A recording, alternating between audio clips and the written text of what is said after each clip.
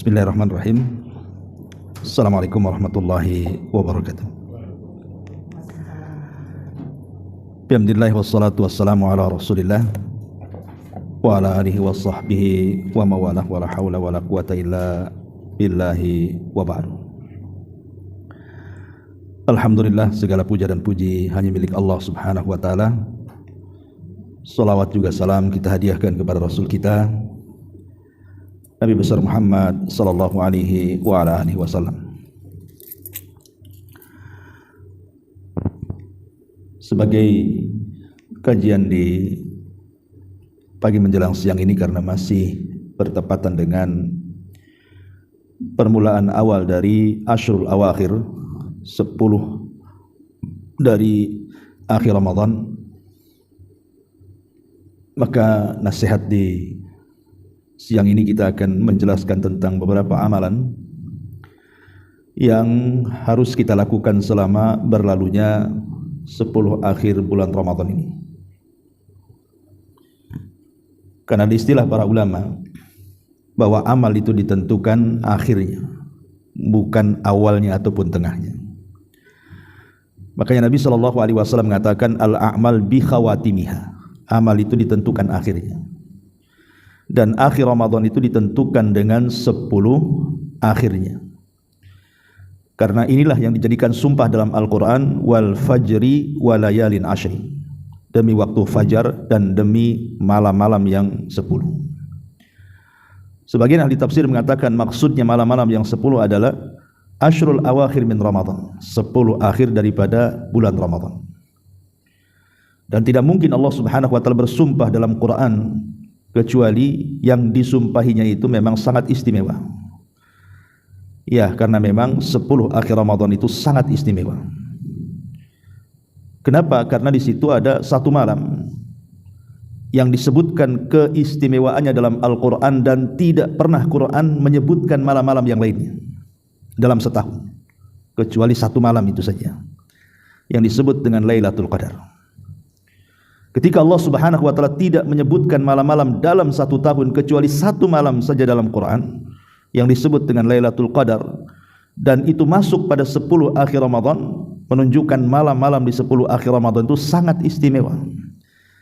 Karena Lailatul Qadar sendiri tidak diberitahu yang mana satu tanggalnya, apakah di 21, 23, 25, 27 ataupun 29, ataukah di tanggal-tanggal yang justru sebaliknya yang kita anggap genap rupanya ganjil.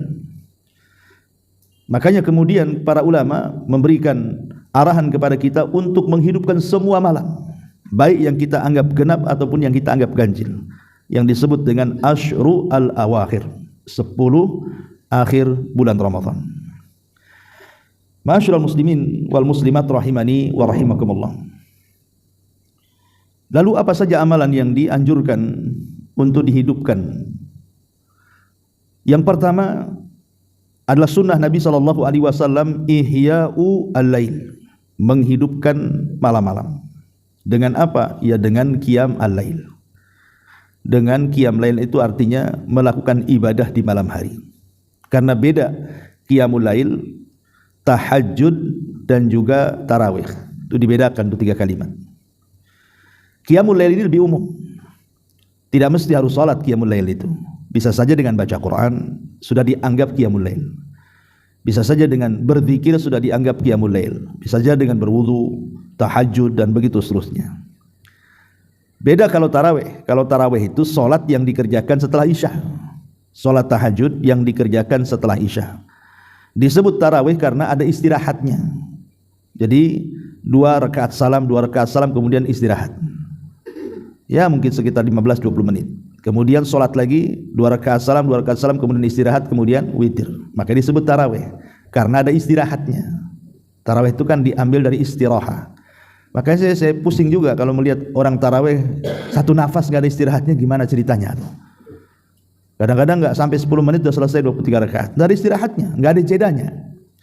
Apa pantas kemudian sholat disebut tarawih sementara tarawih itu diambil dari istirahat? Banyak istirahat, karena setiap 2 rakaat salam atau 4 rakaat salam istirahatnya. Itulah maka disebut tarawih. Beda tarawih dengan tahajud. Kalau tahajud itu dia sholat malam yang dilakukan setelah tidur. Jadi tidur dulu, nanti pertengahan malam atau sepertiga malam akhir bangun, itu disebut tahajud namanya. Jadi sholat malam yang didahului tidur. Dari sini kita tahu bahwa ada perbedaan antara qiyamul lail, kemudian tarawih dan tahajud. Tetapi baik tahajud ataupun tarawih itu semua bagian daripada qiyam al-lail. Qiyam lail itu arti menegakkan malam dengan ibadah. Tetapi menegakkan malam dengan ibadah itu bisa dengan macam-macam tadi. Dengan berwudu, dengan berzikir, dengan berdoa, dengan baca Quran, dengan tahajud, dengan tarawih, itu termasuk qiyamul lail. Lah Nabi SAW menghidupkan malam-malam dengan ibadah.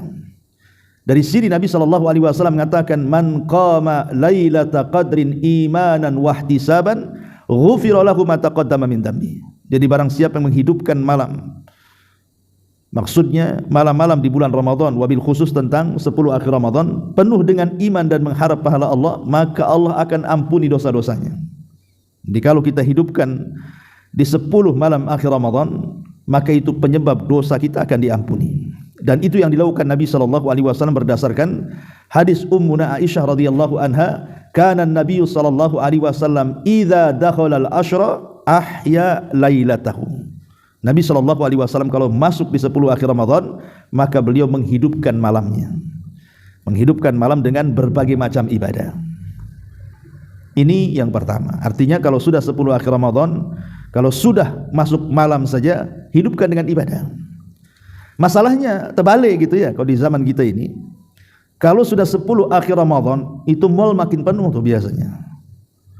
Gak tahu kenapa ya. Kalau 10 akhir Ramadan tuh kenapa kemudian i'tikafnya pindah gitu ya. Kok bisa kemudian pindah ke mall tuh, mulai dari ba'da isya ya, tuh ba'da maghrib itu sudah betolak tuh. Nanti pulangnya itu sudah jam 10, jam 11, nunggu mall tutup lah kan itu. Udah lelah, capek, kemudian pulang, tidur pula dia. Nah ini fenomena terjadi seperti ini.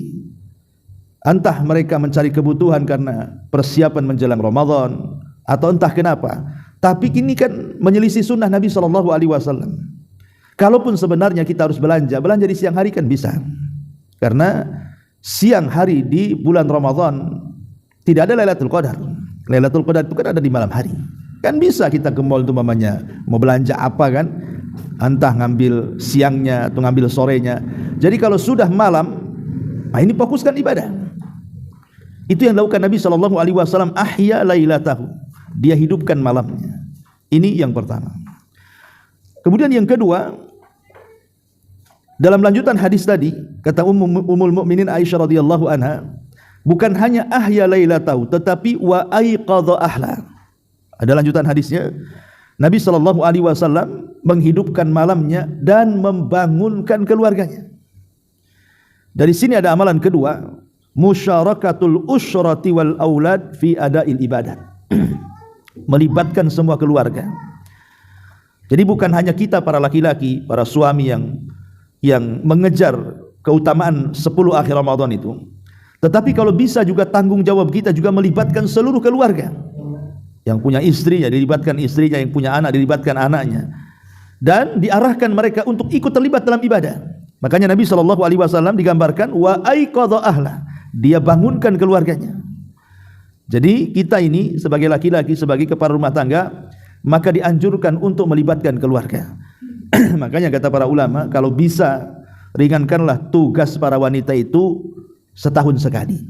10 akhir Ramadan itu ringankan tugas mereka. Karena kita laki-laki ini dalam bekerja, terutama di instansi tertentu kan ada cutinya tuh. Entah Sabtu entah Minggu kan libur gitu ya. Terkadang kita ini tidur 1 hari karena untuk merebahkan badan yang lelah 1 minggu kita bekerja. Tapi kan kaum wanita ini tidak ada cutinya kerjanya. Hari-hari dia harus kerja. Yang namanya nyapu, ngepel, masak, nyuci itu kan tidak ada cutinya tuh. Beda dengan laki-laki ada cutinya kan.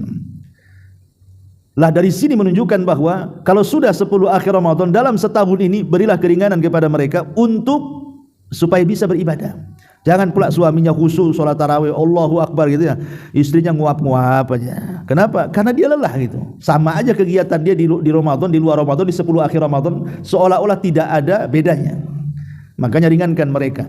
Sudahlah, tidak usah nyuci, nanti aja habis lebaran nyucinya. Numpuk tuh pakaian tuh, pakaian kotor 10 hari kan, ya dilondrikan. Ini tukang laundry muslimah juga, nggak mau buka juga, suaminya melarang. Nah, cari laundry yang bukan muslim. Ya. Artinya beri keringanan. Ya kalau masak ya catering kan gitu. Atau apalah saya kira bisa diakali supaya 10 akhir Ramadan itu sama-sama menikmati 10 akhir Ramadan, sama-sama memburu Lailatul Qadar begitu ya. Maksudnya baik istri ataupun anak-anak. Jadi sama-sama dapat Lailatul Qadar. Nah, itulah yang dianjurkan Nabi SAW, melibatkan semua keluarga untuk meraih keutamaan 10 malam akhir Ramadan. Ini yang kedua. Kemudian yang ketiga, kasratul ijtihad, memperbanyak ijtihad, kesungguhan. Disebutkan dalam sebuah hadis yang dikeluarkan Imam Muslim, kana Nabi sallallahu alaihi wasallam yajtahidu fi ashril awakhir ma la yajtahidu fi ghairi. Nabi sallallahu alaihi wasallam itu kalau sudah masuk di 10 akhir Ramadan, hari inilah kita ini kan sudah masuk di tanggal 20 nih. Artinya sudah ada anjuran untuk mengejar Lailatul Qadar. Jadi Nabi sallallahu alaihi wasallam sangat bersungguh-sungguh di 10 akhir Ramadan yang ia tidak pernah lakukan di luar Ramadan. Sebenarnya Nabi sallallahu alaihi wasallam itu di Ramadan atau di luar Ramadan tetap orangnya bersungguh-sungguh. Di luar Ramadan ya salat tahajud, masuk Ramadan juga salat tahajud. Nabi itu tidak pernah meninggalkan salat tahajud baik di Ramadan atau di luar Ramadan. Karena bagi Nabi sallallahu alaihi wasallam tahajud itu sebuah kewajiban. Beda kalau kita umatnya kan sunnah. Dan itu semenjak turun surah Al-Muzammil. Makanya surah Al-Muzammil itu surah yang aneh. Awalnya perintah, akhirnya menghapus perintah. Tetapi bagi umatnya tidak berlaku bagi Nabi sallallahu alaihi wasallam. Awalnya kan memerintahkan salat tahajud dan itu hukumnya wajib. Dulu salat tahajud itu wajib bagi Nabi, bagi umatnya. Tapi kemudian di akhir surah Al-Muzammil itu dihapus ke hukum wajibnya menjadi sunnah, tapi hanya berlaku kepada umatnya, tidak kepada Nabi sallallahu alaihi wasallam. Makanya Nabi SAW itu qiyamul lail, tahajud itu senantiasa dilakukan baik di Ramadan atau di luar Ramadan. Tetapi karena ada hadis Aisyah radhiyallahu anha mengatakan Nabi itu sangat bersungguh-sungguh di 10 akhir Ramadan, berbeda dengan kesungguhan dia di luar 10 akhir Ramadan, menunjukkan bahwa Nabi SAW betul-betul memfokuskan di sini, memfokuskan untuk melakukan ibadah dengan penuh kesungguhan. Lah harusnya kita juga demikian. Harusnya juga demikian. Makanya kalau bisa ada persiapan. Persiapan itu mungkin dengan cara tidur siang supaya malamnya tidak ngantuk gitu ya. Supaya jangan banyak bergadang malam harinya. Supaya subuhnya juga dapat. Pokoknya wasilah-wasilah yang menjadikan ibadah kita itu meningkat di 10 akhir Ramadan lakukan. Kalau memang harus minum vitamin-vitamin tertentu habis maghrib supaya kita makin semangat, ada hadis tapi disayangkan hadisnya dilemahkan para ulama. Jadi Nabi SAW menganjurkan kita mandi setelah maghrib sebelum isya. Itu dianjurkan, tapi hadisnya lemah gitu ya. Tetapi kalau kita lakukan mandi antara maghrib dan isya itu memang membawa nasyat kan, kesemangatan gitu dibandingkan orang nggak mandi. Supaya setelah isya itu makin semangat lagi gitu ya sholat tarawihnya ini. Ya, ini enggak ya, bukan mandi Ustaz, tapi nyambung makan. Ya, habis buka makan sedikit, habis maghrib makan banyak sampai isya. Habis isya ya lelah lah kan itu ya, kadang-kadang tidur. Gimana mau tarawihnya? Ya, harusnya kalau memang kita harus menyambung makan itu coba habis tarawih ya. Nah, kalau sebelum tarawih ya itulah dampaknya pasti malas gitu ya. Padahal kita melihat Nabi SAW itu menyuruh kita untuk yajtahid, bersungguh-sungguh. Ini yang ketiga. Kemudian yang keempat, bahwa Nabi SAW menganjurkan untuk kasratu tilawatil Quran, memperbanyak membaca Quran. Karena Ramadan adalah bulan Quran, maka jangan pernah meninggalkan Al-Quran di bulan Quran, terutama di 10 akhir Ramadan. Kenapa? Karena di 10 akhir Ramadan inilah Jibril turun menemui Nabi SAW, kemudian tadarus Al-Quran. Terkadang Rasul yang membaca, Jibril yang mendengar. Terkadang Jibril yang membaca, Rasul yang mendengar. Pokoknya perbanyak membaca Al-Quran. Kalau kita memang bosan, alhamdulillah Allah mudahkan dengan cara mendengarkan. Semua kita kan pegang handphone. Kita bisa kemudian mengambil channel-channel qiraah Al-Quran yang dibaca oleh masyayikh kita. Kita bisa dengar kalau kita ini malas gitu ya. Tapi sebaiknya kita membaca. Itu maksudnya mendengar itu kalau seandainya kita sudah malas, sudah capek membaca Quran, biar tetap kita mendengarkan Quran, maka perdengarkan Al-Quran itu. Karena ini adalah bulan Quran. Karena membaca dengan mendengar juga sama-sama berpahala. Walaupun tentu membaca lebih besar pahalanya, karena Nabi yang mengatakan satu huruf yang kita baca itu 10 kebaikan. Tetapi mendengar juga adalah sebuah hal yang sangat dianjurkan, karena Nabi pernah memerintahkan Abdullah bin Mas'ud untuk membacakan Al-Quran dan Rasul mendengar.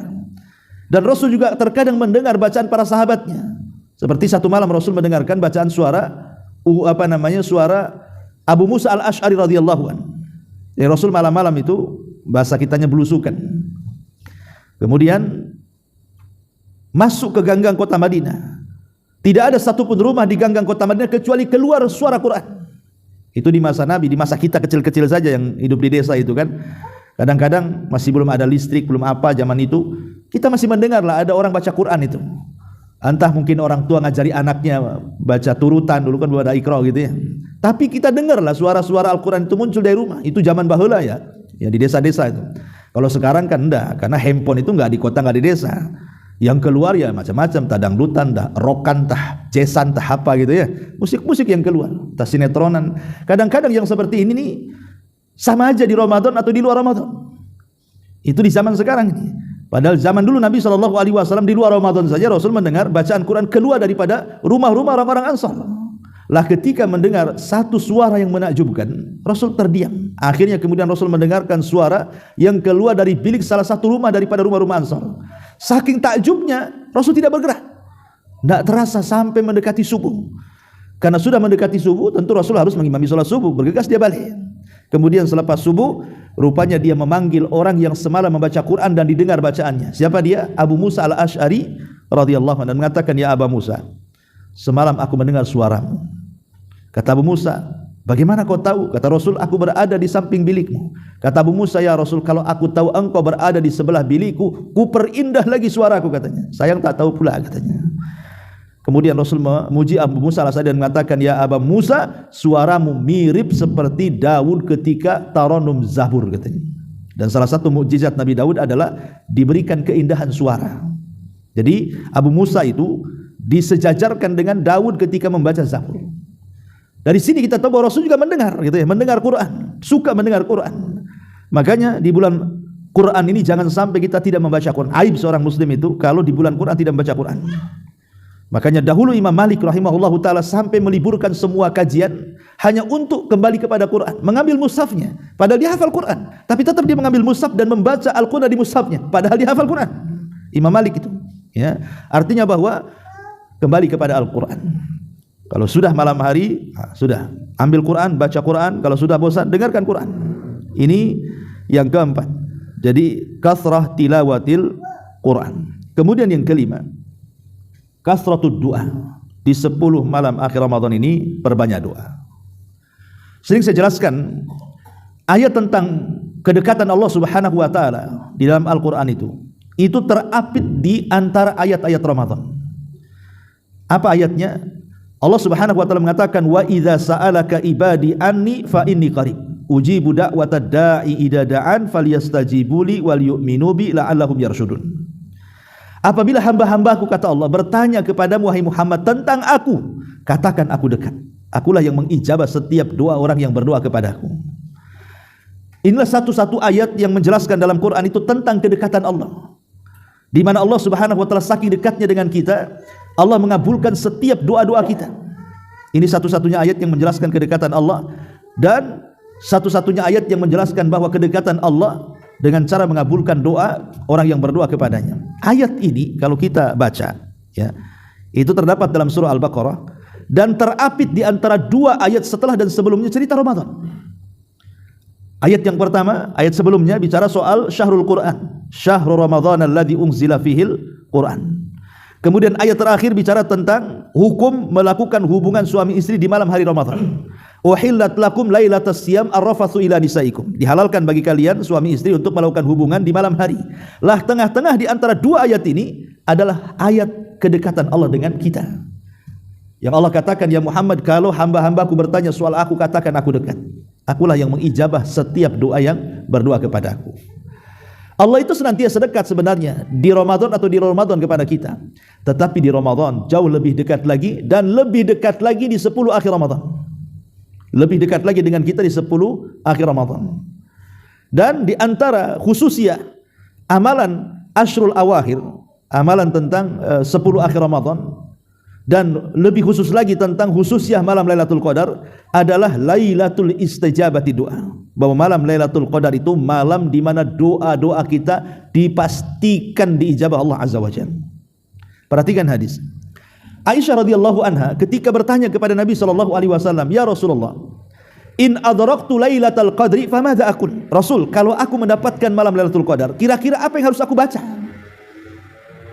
Jadi Aisyah radhiyallahu anha mengatakan kepada Rasul, kalau seandainya malam ini aku dapat Lailatul Qadar nih, kira-kira apa yang harus aku baca? Apakah baca Quran, ataukah baca zikir, ataukah doa, atau baca apa? Apa kata Nabi sallallahu alaihi wasallam? Rasul tidak menganjurkan untuk memperbanyak salat. Rasul tidak menganjurkan untuk memperbanyak baca Quran. Rasul tidak menganjurkan untuk memperbanyak ibadah-ibadah yang lainnya, tapi Rasul menganjurkan untuk memperbanyak doa. Apa kata Rasul? Quli ya Aisyah, Allahumma innaka afuwun karim tuhibbul afwa fa'fu anni.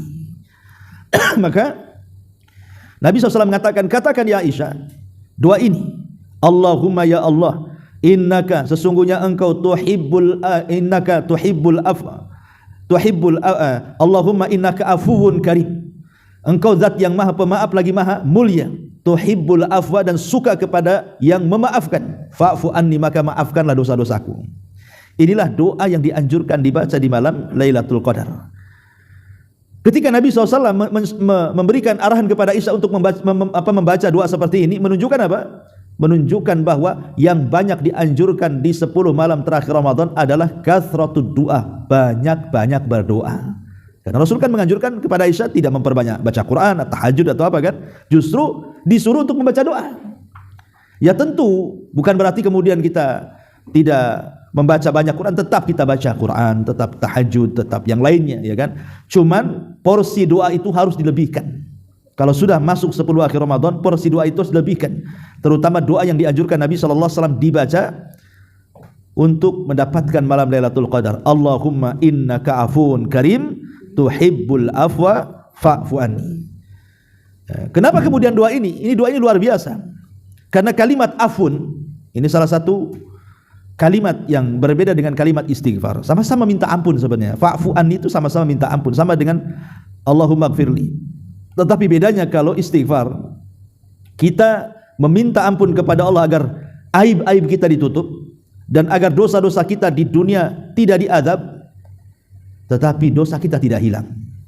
Beda dengan kalimat fa'fu anni. Fa'fu anni ini ketika kita meminta maaf kepada Allah, meminta ampun akan dosa-dosa kita, bukan hanya diampuni tapi dihilangkan dosa-dosanya.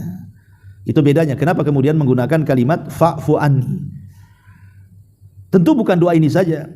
Ya, kalau bisa doa-doa yang lainnya kita panjatkan. Terutama doa-doa yang merangsang kita untuk beribadah kepada Allah Azza wa Jalla dan membuat kita istiqomah. Seperti namanya doa selepas salat yang diajarkan Nabi sallallahu alaihi wasallam kepada Mu'adz bin Jabal. Apa doanya? Ya Mu'adz, la tada'anna dubura kulli salatin an taqula Allahumma inni ala dzikrika wa syukrika wa husni ibadati. Wahai Mu'adz, jangan kau tinggalkan doa ini selepas salatmu. Setelah Nabi SAW mengatakan, wahai Mu'adz, demi Allah aku mencintaimu, demi Allah aku mencintaimu, kata Rasul, jangan kau tinggalkan doa ini selepas salatmu. Apa doanya? Allahumma inni ala dzikrika wa syukrika wa husni ibadatik. Ya Allah, tolong aku, bantu aku agar aku bisa mengingatmu dan bersyukur kepadamu dan memperbaiki ibadahku kepadamu. Doa ini adalah doa taufik. Minta kepada Allah taufik agar kita bisa berzikir, agar kita bisa bersyukur, agar kita bisa memperbaiki ibadah kita. Karena kalau bukan taufik dari Allah, tidak mungkin kita ini banyak berzikir, banyak bersyukur, memperbaiki ibadah kan. Semua itu kan karena taufik. Termasuk kaki-kaki antum yang melangkah ke sini itu kan karena taufik. Kalau tidak ada taufik mana bisa melangkah ke sini.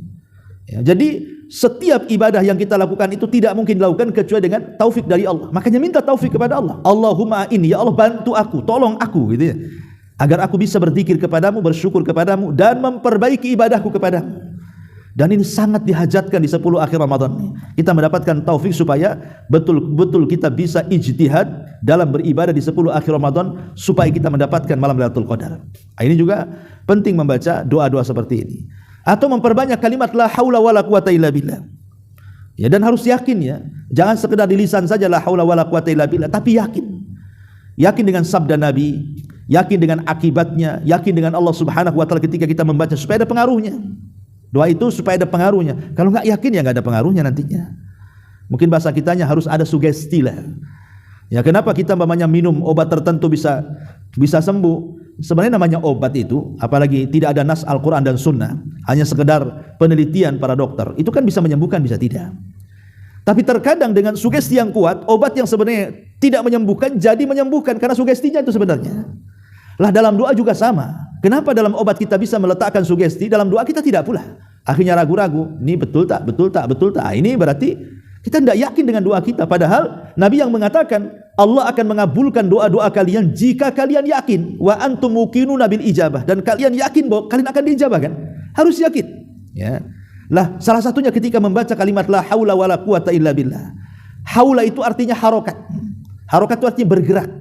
Jadi tidak ada pergerakan, itu namanya la haula. Tidak ada pergerakan, wala quwata, dan tidak ada kekuatan illa billah, kecuali dengan kehendak Allah. Jadi bergeraknya kita dari tidak solat ke solat, dari tidak puasa ke puasa, dari tidak sedekah ke sedekah, dari tidak baca Quran ke baca Quran, dari tidak melangkah ke majelis taklim akhirnya melangkah, ya. Kemudian juga tidak ada kekuatan, akhirnya dengan kekuatan ini kita diberikan kesehatan, akhirnya bisa beribadah. Itu semua karena kehendak Allah. Jadi kalau kita membaca la haula wala quwata illa billah, hakikatnya kita minta juga kepada Allah agar diberikan kekuatan sebenarnya. Kekuatan bisa beribadah kepada Allah Azza wa Jalla. Lah karena memang Ramadan secara umum juga bulan ampunan, maka mintalah kepada Allah Subhanahu wa taala doa-doa yang berbau ampunan. Seperti umpamanya doa yang dianjurkan Nabi sallallahu alaihi wasallam dibaca baik ketika ruku ataupun sujud. Dalam salat-salat kita, baik salat sunnah ataupun salat wajib. Dan alhamdulillah salat sunnah di bulan Ramadan ini kan banyak, karena kita salat tarawih saja 11 rakaat. Bagi yang 11 rakaat, ada yang melakukan 23 rakaat. Belum lagi nanti ditambah dengan qiyamul lail, dengan tahajudnya lagi. Artinya kan kita banyak salat tuh. Banyak salat-salat yang dianjurkan dilakukan di bulan Ramadan. Maka ada anjuran doa yang kita baca setiap ruku dan sujud. Allahumma ighfirli dzambi kullahu dzikkahu wa jillahu wa awwalahu wa akhirah wa alaniyatahu wa sirrah. Ya Allah, ampunilah semua dosa-dosaku, yang kecil maupun yang besar, yang awal maupun yang akhir, yang terang-terangan maupun yang tersembunyi. Lihat isinya, kandungannya luar biasa tuh. Kita minta setiap ruku, setiap sujud, kita baca Allahumma ighfirli dzambi kullahu dzikkahu wa jillahu wa awwalahu wa akhirahu wa alaniyatahu wa sirrah. Subhanallah. Seolah-olah kalau bisa jangan ada dosa lagi kan? Maknanya kan begitu. Ya, coba perhatikan maknanya. Ya Allah, ampunilah semua dosa-dosaku, yang kecil maupun yang besar, yang awal maupun yang akhir, yang terang-terangan maupun yang tidak terang-terangan. Akhirnya kan minta kepada Allah semua dosa Allah diampuni kan. Lah ini dianjurkan dibaca ketika ruku dan sujud. Ini berdasarkan hadis Abi Dawud An-Nasai dari hadis Abi Hurairah radhiyallahu anhu. Nabi mengajarkan doa ini dibaca dalam ruku dan sujud. Tentu setelah membaca subhan rabbiyal azim atau setelah membaca subhan rabbiyal a'la, baru kita baca Allahumma ighfir li dzambi kullahu dzikkahu wa jillahu wa awwalahu wa akhirahu wa alaniyatahu wa sirrah. Supaya dosa-dosa kita diampuni di bulan Ramadan kan. Dan doa-doa yang lainnya, doa minta hidayah ya, ataupun doa minta supaya ditolak bala dan begitu seterusnya, maka ini juga doa-doa yang dianjurkan dibaca di 10 akhir Ramadan. Mumpung kita berada di 10 akhir Ramadan, dan mumpung kita berada di bulan istijabati doa 10 akhir Ramadan, kapan lagi? Nunggu 10 akhir Ramadan tahun depan? Ya kalau dapat, kalau tidak, sesuatu yang telah berlalu tidak mungkin kembali. Sesuatu yang akan datang mustahil dan belum tentu kita meraungi. Yang sekarang inilah yang mungkin bisa kita lakukan. Itulah yang disebutkan oleh Hasan Al-Basri rahimahullahu taala. Ini diantara hal-hal yang dipahami dilakukan di 10 akhir Ramadan, kathratu doa, memperbanyak doa. Kemudian juga yang nomor 6 adalah al-iktsar minas shadaqah, perbanyak sedekah di 10 akhir Ramadan. Sering saya logikakan kan contoh-contoh kepada antum semuanya, ibu bapak yang dimuliakan Allah Azza wa Jalla. Kita tahu bahwa di antara keistimewaan malam Lailatul Qadar berdasarkan nas Quran ya, Allah mengatakan apa? Khairun min alfi syahrin kan. Dia lebih baik daripada 1000 bulan. Bukan setara, lebih baik. Ya, kalau setara berarti kan sama. Malam Lailatul Qadar sama dengan 1000 bulan kan. Tapi bahasa Quran bukan setara tapi lebih baik. Dan kalimat 1000 bulan, sebagian ulama tafsir mengatakan ini bukan batasan. Tetapi Al-Quran ketika menyebutkan kalimat 1000 bulan itu maksudnya saking banyaknya. Makanya menggunakan 1000 bulan. Ya, artinya bisa daripada 1000 bulan kebaikannya itu. Jadi kalau kita mendapatkan malam Lailatul Qadar itu, anggaplah kita lebih baik daripada 1000 bulan, atau setara saja dengan 1000 bulan kan sudah lumayan. 1000 bulan itu berapa sih? 83 tahun 6 bulan. Itu 1000 bulan kan itu. Apalagi lebih baik daripada itu, maknanya kan lebih banyak daripada 83 tahun 6 bulan. Kita beribadah kepada Allah Subhanahu wa taala dengan mendapatkan satu malam Lailatul Qadar. Dalam hal ini bisa menyingkat waktu kan? Logikanya kan bisa menyingkat waktu. Ya, dengan satu malam seolah-olah kita punya usia 83 tahun 6 bulan dan kita gunakan untuk ibadah. Itu namanya menyingkat waktu dengan memperbanyak amal soleh. Ya. Coba begini, kalau seandainya setiap malam kita bersedekah, tidak usah banyak-banyak lah. Ya. Mungkin yang uang banyak ya alhamdulillah gitu kan, semakin banyak semakin ikhlas semakin baik. Tapi kan tidak semua orang itu punya uang banyak gitu. Ada juga orang-orang yang susah, untuk makan aja susah. Anggap saja kalau seandainya ada orang punya uang 100.000, kita pecah saja jadi 10. Berarti kan jadi 10 ribuan kan gitu. Ataupun kalau kita hanya punya uang 10.000, kita pecahkan jadi 1000-an tuh. Lah kalau umpamanya setiap malam kita infak 1000 sampai 10 kali, tidak mungkin yang 1000 atau yang 10.000 atau yang 100.000 yang kita infakkan setiap malam dalam 10 akhir Ramadan tidak bertepatan dengan Lailatul Qadar, mustahil. Pasti ada yang bertepatan dengan Lailatul Qadar kan. Kalau ada yang bertepatan dengan Lailatul Qadar, maknanya kalau anggaplah 1000 kita bersedekah di malam Lailatul Qadar, seolah-olah kita masukkan 1000 ke kotak amal itu setiap hari selama 83 tahun 6 bulan kan. Berapa dia infak tuh? Jadi banyak kan. Dan seolah-olah dia punya pahala besar dengan sedekahnya, karena dianggap dia bersedekah selama 83 tahun 6 bulan. Siapa yang sanggup? Orang kaya saja sedekah tiap hari tidak sanggup.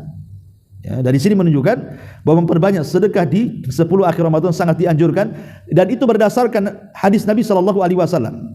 Aisyah radhiyallahu mengatakan, "Kana Nabi sallallahu alaihi wasallam ajwadun nas wa ajwadu ma yakunu fi Ramadan hina yalqahu Jibril." Rasul itu dasarnya sudah dermawan, tetapi Rasul lebih dermawan lagi apabila masuk bulan Ramadan, terutama ketika berjumpa dengan Jibril. Kapan berjumpa dengan Jibril? Ya 10 akhir Ramadan. Karena Lailatul Qadar di situ. Jadi makin akhir Ramadan itu makin dermawan Nabi itu. Bahkan kedermawanan Nabi melebihi angin mursal, angin yang menghembus. Jadi luar biasa ini. Jadi ini juga di antara amalan yang sangat dianjurkan Nabi SAW, kathratu as-sadaqah, memperbanyak sedekah.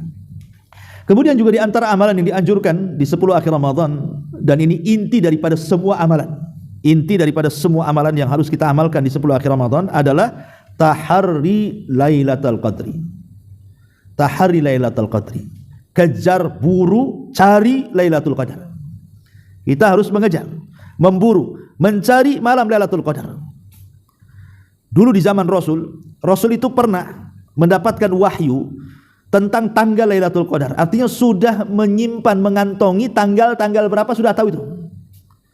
Saking senangnya Rasul mendapatkan wahyu bahwa Jibril datang memberitahu tanggalnya, Rasul keluar. Kemudian masuk ke dalam masjid, mau ceramah, mau berkhutbah di hadapan manusia, ngasih tahu tanggalnya. Belum lagi Rasul naik ke atas mimbar, ada dua sahabat bertengkar. Entah masalahnya apa, bertengkar keduanya, diangkatnya pula suaranya sampai meninggi dan melebihi suara Nabi. Dan dilarang kita ini mengangkat suara di atas suara Nabi. Maka Nabi SAW berusaha melerai, mengislah keduanya. Susah payah akhirnya berdamailah dua orang ini. Setelah berdamai, Rasul lupa, tidak jadi naik mimbar, malah pulang dia. Ya. Lupa, Rasul lupa. Dari sini kata para ulama, lihat, gara-gara orang bertengkar dan gara-gara dosa para sahabat mengangkat suara mereka di atas suara nabinya, Allah angkat Lailatul Qadar, dilupakan dari Nabi SAW tanggalnya. Sejak itulah Rasul tidak ingat berapa tanggalnya. Makanya Nabi SAW mengatakan, taharrau Lailatul Qadri fil witri min ashril awakhir min Ramadan. Carilah, kata Rasul, Lailatul Qadar itu di tanggal-tanggal ganjil di 10 akhir Ramadan. Ya bisa 21, 23, 25, 27, 29, dan kata Syekh Utsaimin, setiap tahunnya Lailatul Qadar berpindah dari satu tanggal ganjil ke tanggal ganjil berikutnya.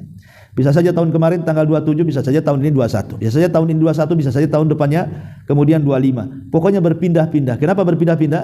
Karena supaya kita mencarinya. Dengan mencari itu kita baru mendapatkannya. Kalau tidak mencari, macam mana mendapatkannya? Maka amalan inti di 10 malam terakhir Ramadan itu kejar, buru Lailatul Qadar. Dengan cara apa? Hidupkan 10 akhir Ramadan. Semuanya hidupkan. Sebab kalau tidak menghidupkan 10 akhir Ramadan, kita tidak tahu yang ganjil yang genap. Anggap saja 10 akhir Ramadan itu ganjil semuanya. Jangan kemudian dianggap, ini kan kalau menurut kalender ini tanggal genap nih, nanti malam 21. Iya menurut kita yang ikut pemerintah. Lah yang ikut umpamanya seperti yang berpendapat bahwa satu dunia satu matra yang ikut Saudi umpamanya. Yang berbeda terkadang puasanya dengan puasa kita. Bagi mereka malam ganjil, bagi kita malam genap, bagi kita malam ganjil, bagi mereka malam genap, kan begitu. Tidak bisa kita tentukan genap ganjilnya di sini. Ya, kecuali Jakarta kendaraan ada genap ganjil itu ya. Tapi Lailatul Qadar kan tidak bisa. Lailatul Qadar itu siapa yang tahu genap ganjilnya? Makanya kemudian Rasul mengatakan sudah cari saja di 10 akhir Ramadan. Mulai tanggal 20 sampai selesai Ramadan sampai Idul Fitri. Kalau kita bisa menghidupkan yang 10 malam ini, dipastikan kita mendapatkan Lailatul Qadar. Gak mungkin tidak, pasti dapat.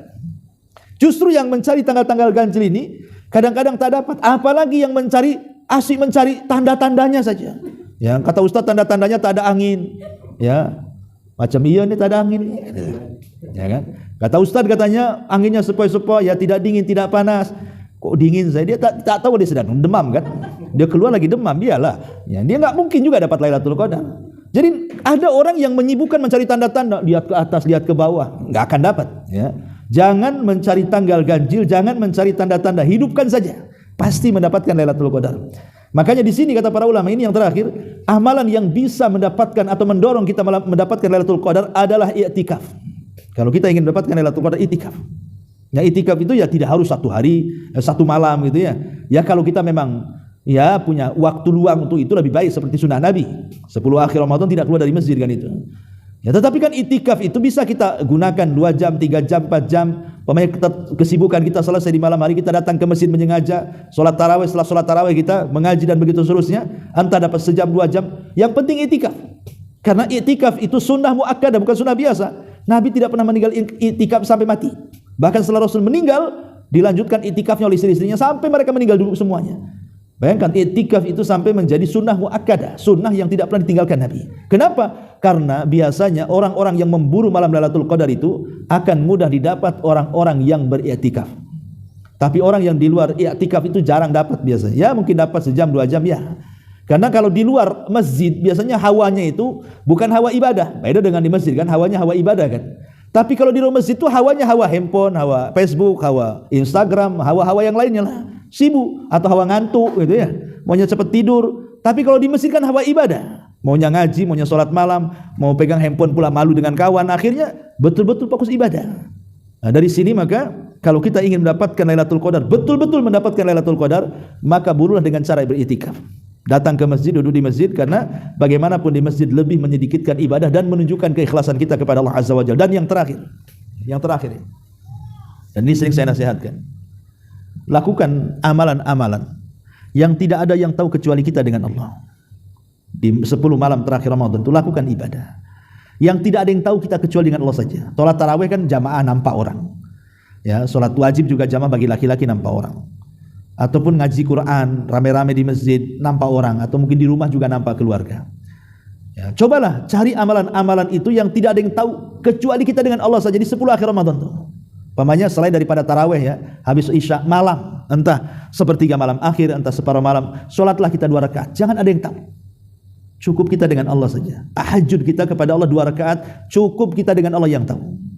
Atau sedekah, tidak ada yang tahu kecuali kita dengan Allah Azza wa Jalla. Atau ibadah apapun, entah zikir, entah istighfar, entah apa gitu ya, yang tidak ada yang tahu kecuali Allah, untuk menunjukkan bahwa ada keikhlasan dalam ibadah. Kata Rasul, man istata'a minkum an yakuna lahu khaba'an falyaf'al. Barang siapa di antara kalian yang ingin mendapatkan amalan yang tidak ada yang tahu kecuali kita dengan Allah, lakukan. Ya, makanya 2 rakaat paling indah di 10 akhir Ramadan adalah 2 rakaat yang tidak ada yang tahu yang kita lakukan kecuali kita dengan Allah Subhanahu wa taala. Itu menunjukkan keikhlasan kita kepada Allah Subhanahu wa taala. Ini di antara amalan-amalan yang dianjurkan kita lakukan di 10 akhir Ramadan. Wallahu alam, sebenarnya masih banyak ya, tapi kalau saya terus ngomong ini makin kering ya kan. Masalah enggak ada irigasi di Ramadan nunggu maghrib. Kita buat tanya jawab saja sebentar baru kita tutup, silakan.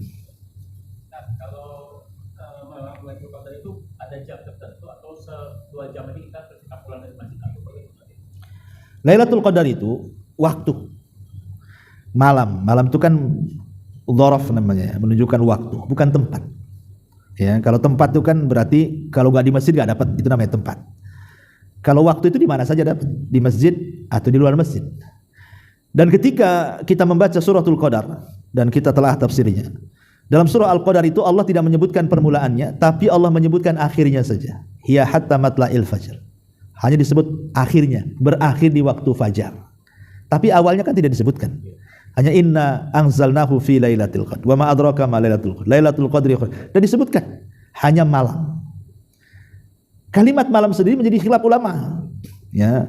Malam ini kapan dimulainya? Karena ada yang memahami malam itu dimulai di waktu asar, ada yang memahami malam itu dimulainya di waktu maghrib. Yang mana satu nih kalimat malam ini? Bagi yang mengatakan bahwa malam itu dimulai dari waktu asar karena berdasarkan hadis. Kata Nabi SAW, yata'aqabuna fikumul malaika malaikatul laili wa malaikatul nahar wa yajtami'una fi salatil asri wa salatil fajri. Allah menugaskan malaikat-malaikat untuk mencatat kebaikan di malam hari dan mencatat kebaikan di siang hari, dan berjumpanya di dua solat. Pertama solat asar, yang kedua solat subuh.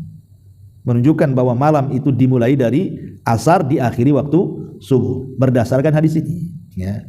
Tapi ada yang mengatakan malam itu dimulai dari terbenam matahari. Makanya kita dilarang untuk mengeluarkan anak-anak kita di dekat maghrib, karena itu sudah waktu malam, kata Rasul.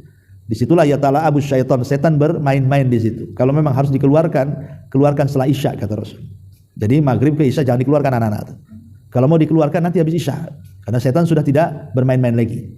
Dari sini ada yang mengatakan malam itu ketika terbenam matahari. Tapi saya pribadi wallahu alam cenderung kepada pendapat yang pertama, bahwa malam itu dimulai dari waktu asyar kemudian diakhiri dengan waktu fajar. Berarti kalau kita praktekkan dengan Lailatul Qadar, jadi Lailatul Qadar itu kalau sekarang di 10 akhir Ramadan, berarti asar, asar saja sudah dianggap malam. Ya. Berarti sudah masuk Lailatul Qadar itu sampai waktu fajar.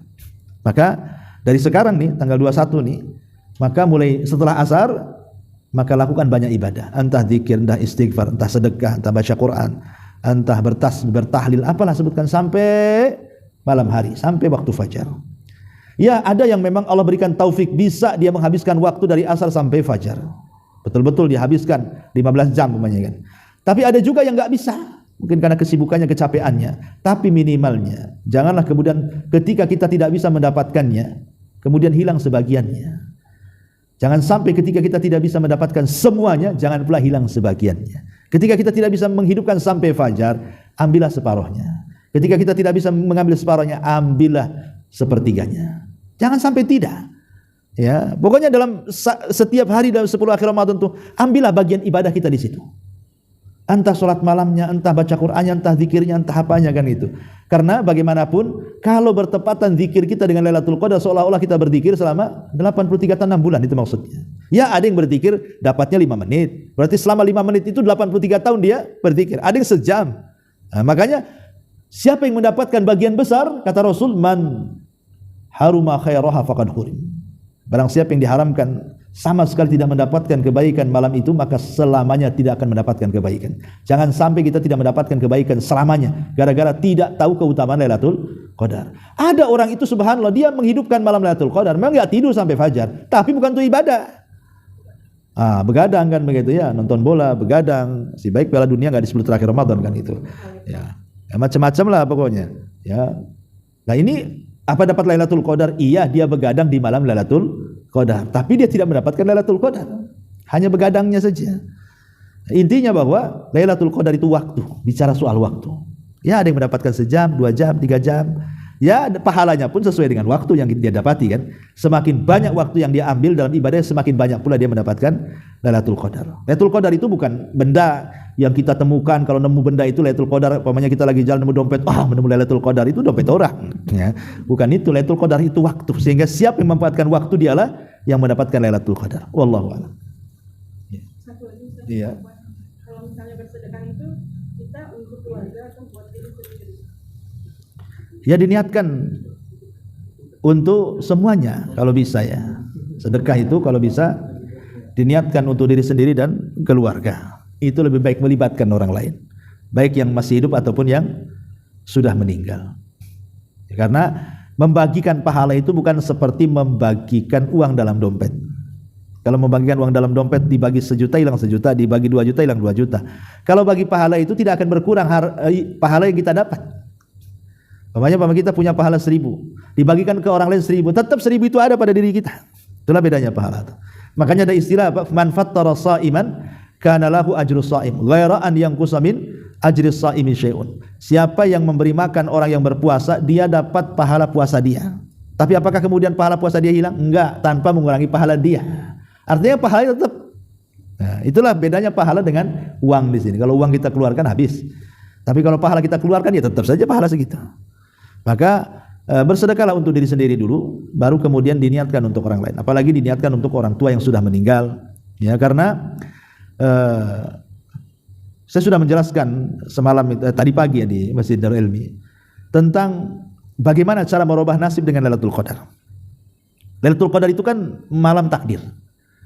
Makanya Allah Subhanahu wa taala mengatakan min kulli amrin salam. Allah akan merubah setiap urusan-urusan manusia.